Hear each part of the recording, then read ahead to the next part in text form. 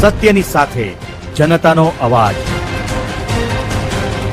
આપ જોઈ રહ્યા છો 24 ન્યૂઝ નેટવર્ક। તાજા સમાચાર, ઝડપી અપડેટ અને સચોટ માહિતી 24 ન્યૂઝ નેટવર્ક સમાચાર સૌથી પહેલા।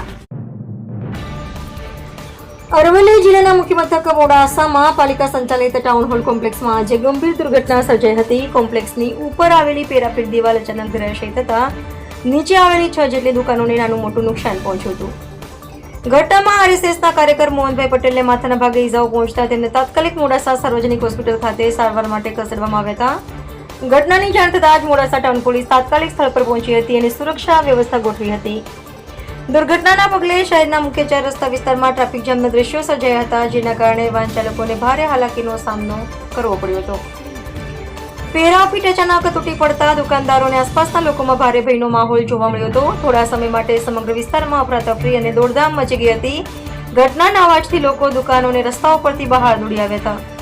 આ ઘટનાએ પાલિકાની ઇમારતોની સલામતી અને જાળવણી અંગે ગંભીર સવાલો ઉભા કર્યા છે।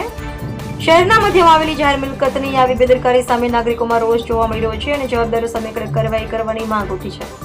અલ્પેશ ભાટિયા, અરવલ્લી।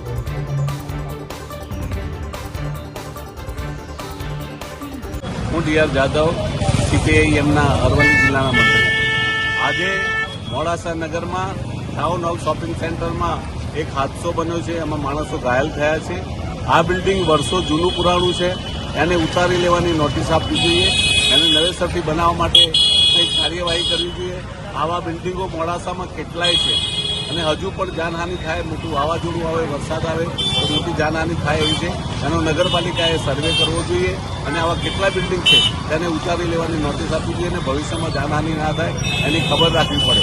પણ નગરપાલિકાના વહીવટદારો એમની જે જૂની પુરાણી રીત છે એ પ્રમાણે જ્યારે તકલીફ થશે ત્યારે જ જાગશે, પહેલા જાગવું પડે અને એ માટે પ્રજાની સુરક્ષાને ધ્યાનમાં રાખી તાત્કાલિક પગલાં લેવા। શું સાહેબ, આમાં કેટલા જણ જાનહાનિ થઈ છે?